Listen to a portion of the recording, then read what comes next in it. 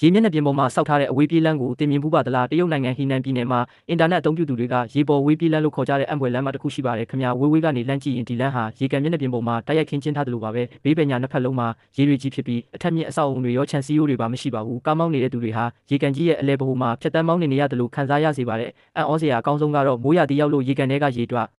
အေးရှန်တက်လာတဲ့အခါလမ်းရဲ့ပတ်ပတ်လဲတစ်ခုလုံးကိုရေကန်ကဝန်းရံသွားတာပါပဲဝေဟင်ကနေငုံကြည့်ရင်အဝေးပြေးလမ်းမကြီးတစ်ခုလုံးဟာရေမျက်နှာပြင်ပေါ်မှာလွင့်မျောနေတဲ့ရှည်လျားလှပတဲ့ဖဲချိုးတမြင်လိုပါပဲအထူးသဖြင့်မနက်လင်းအားကြီးအချိန်နဲ့ညနေဆောင်ချိန်တွေမှာဆိုရင်ငြိမ်သက်နေတဲ့ရေကန်မျက်နှာပြင်ကကောင်းကင်ရံရဲ့အလှတရားကိုအပြည့်အဝရောင်ပြန်ဟပ်ပေးနေပါတယ်ဒီလမ်းပေါ်မှာကားမောင်းရတာဟာကားမောင်းနေရတယ်လို့မျိုးမဟုတ်ပဲတိမ်တိုက်တွေနဲ့ရေကန်ကြီးကြားထဲမှာဖြတ်တန်းပြန်တန်းနေရတယ်လို့မျိုးခံစားရစေပါတယ်ခင်ဗျာဒါကြောင့်လည်းချ